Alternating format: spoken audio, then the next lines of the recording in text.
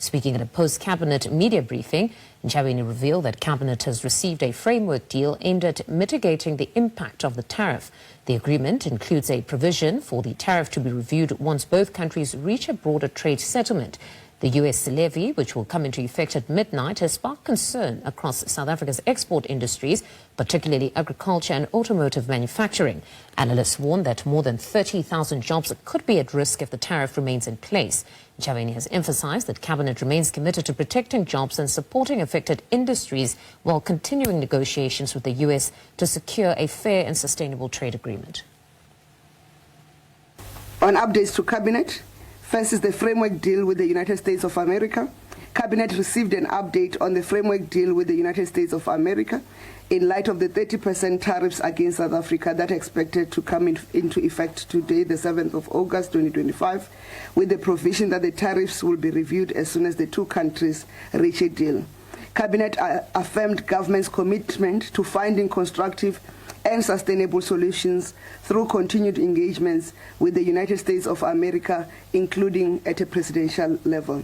As communicated this morning through the presidency, President Ramaphosa has reached out through a phone call to President Trump yesterday morning as part of bolstering South Africa's negotiation efforts on the trade agreement.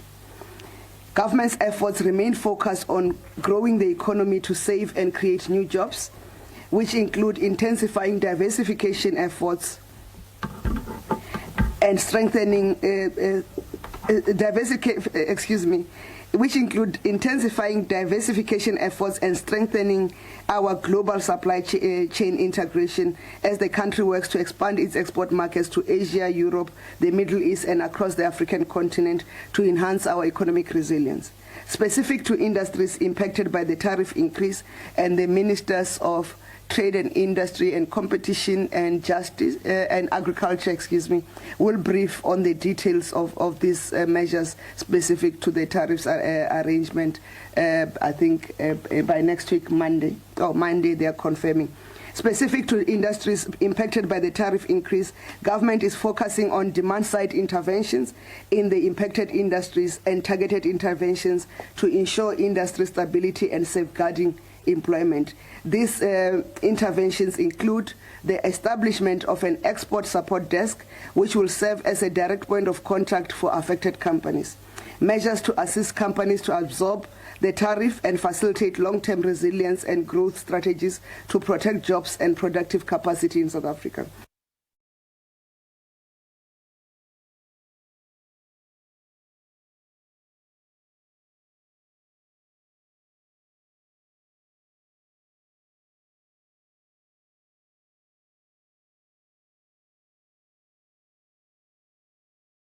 Well, guess who finally picked up the phone?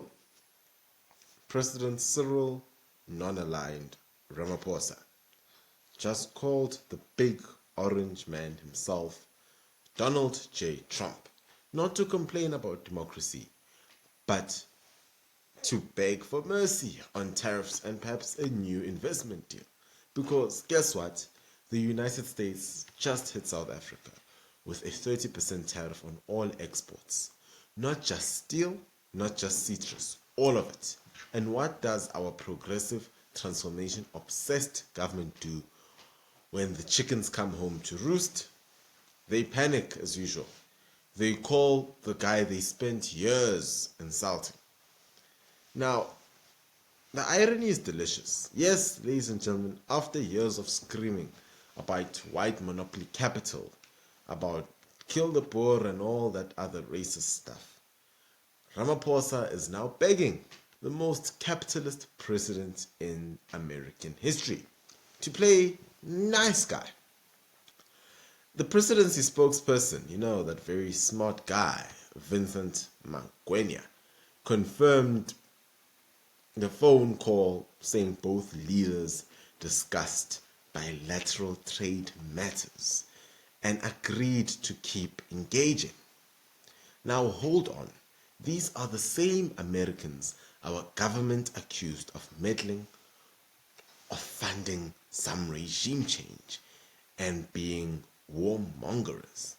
These are the same people South Africa snubbed when it supported Russia, took Israel to the ICJ, and backed Iran, Cuba, Venezuela, and Palestine at every turn. But now that Uncle Sam hits us with the real world economic consequences, suddenly dialogue is back in fashion. You know, the thing is, we have a tariff tsunami approaching.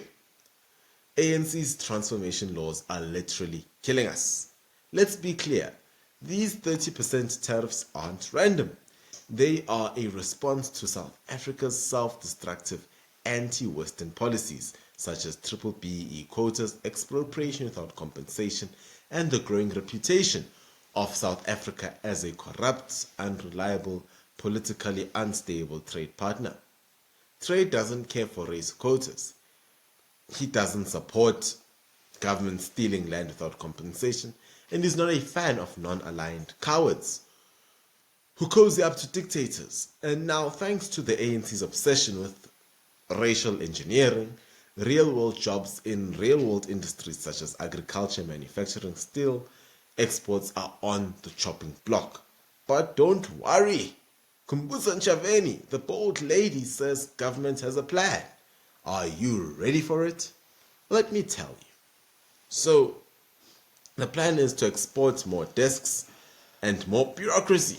Apparently, the government's grand plan is to set up an export support desk. Fancy name for a call center, basically. It's a launch, a localization fund, more taxpayer money for failing businesses, give working capital and plant equipment loans because debt helps when you're losing 30% margins. And to top it all off, they're introducing block exemptions so exporters can legally collude. Yes, legal price fixing. What could possibly go wrong? You see, the ANC's idea of a solution to economic collapse is more red tape, more grants, more intervention, and zero free market thinking. So let's be clear, Ramaphosa's real problem is really just that China does not have enough. Now, while he's begging Trump on the one line, on the other line, the ANC is planning a South Africa-China trade package from 2025 to 2029. It includes prioritizing the top 100 export products to China, building permanent expos in China, ramping up investment in pharmaceuticals, digital economy, and batteries because nothing says local like Chinese supply chains. Oh, and don't forget aftercare maintenance services, because we all know the ANC's strong suit is fixing things that break. Load shedding who, you might ask. Now, the Trump factor, the no time for nonsense guy. Donald Trump isn't fooled by the ANC's social justice cosplay. He doesn't care for your slogans. He doesn't care for your solidarity stance. Trump cares about fair trade and putting America first, something the ANC still doesn't understand, let alone putting America first. They don't understand putting you first. They thought they could burn bridges with the West and China would come to the rescue. But surprise, surprise, China doesn't offer market access without strings. And well, America just made it clear. Play fair or pay the price. The ANC's real fear is jobs will be lost. Despite all the rhetoric about resilience and intervention, Nchaveni let the mask slip. She admitted that mass job losses are on the horizon and that the Department of Labor will now adjust its instruments to cushion the blow. The government speak for more grants, more taxes, more debts, more failure. And who pays? You do. Small business does. Farmers, exporters, working class South Africans who were told that transformation would uplift them, only to see jobs shipped off to Asia, and other regulations strangling the private sector. So, ladies and gentlemen, the bottom line is there are rumors that the tariffs could increase. You'll remember that Donald Trump, gave India a 25% tariff for trading in oil with Russia. Now, it's no secret that, yes, we do trade with BRICS aligned countries, which is another 10%, but we still do buy goods from countries that are not aligned with America, that might not be in BRICS, which could see more tariffs coming through. And those are the whispers that we're hearing. Hence, Ramaphosa is like a little boy begging the principal to not expel him. So, my final thoughts are the tariff reckoning. So now with Trump turning up the heat, the ANC is finally realizing that their race-based economic sabotage has real-world consequences. You can't push or punish skilled workers, chase away investors, ignore the West, side with global pariahs, and then act shocked when the world slaps you with a tariff. Ramaphosa's phone call to Trump wasn't diplomacy. It was a desperate cry for help from a president whose economic fantasy is falling apart. Ladies and gentlemen, if you do enjoy the content that we put on 10 Minutes with Kuhle, please do consider signing up for channel membership. It's as cheap as 20 Rand. As well as you can like, subscribe, and share. You can share it with a comrade who still thinks the ANC is pro-poor. Because when the West turns its back, no amount of slogans will feed your family. That has been 10 Minutes with Kuhle. My name has been Kuhle Maseko. Till next time, keep safe. God bless. But the diplomatic lines of engagements have always been open.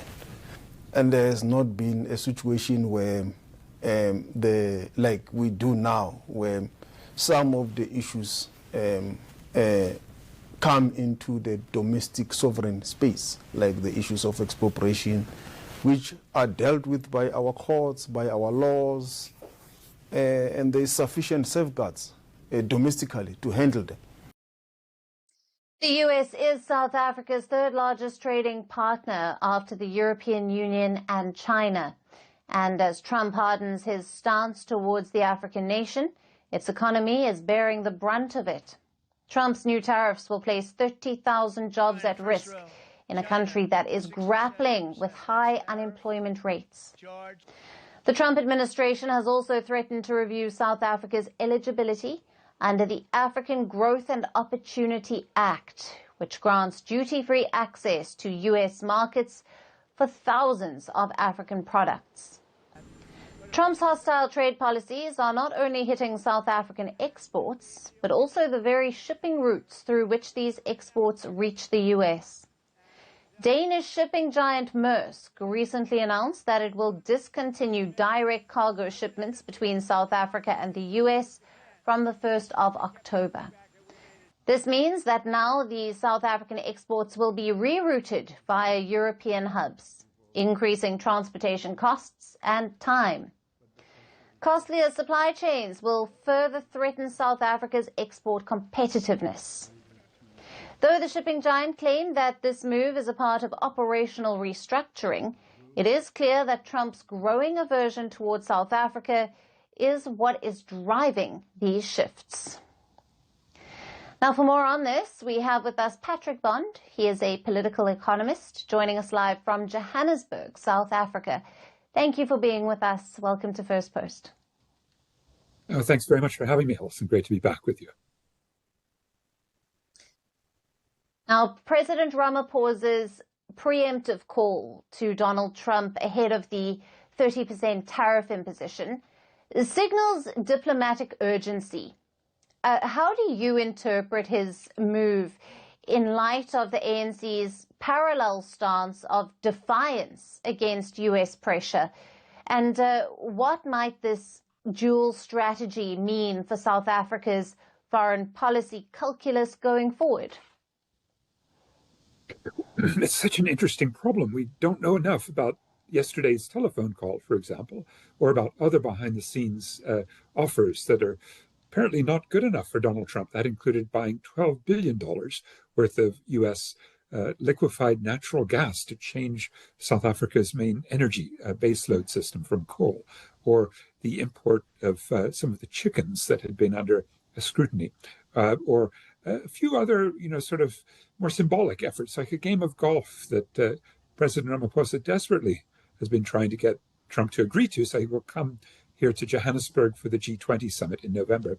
But you're right that there's a bifurcation, because on the one hand, it's a very smooth and diplomatic Ramaphosa. On the other, the head of the African National Congress, Kuhle Mbalula, here's what he said yesterday, a couple of sentences, quote, because he's explaining why the fear that the US has that South Africa is with BRICS, with countries like Iran and China and Russia now flip-flopping, an enemy of the US. So here's Mbalula's denial. Quote, "We didn't get money from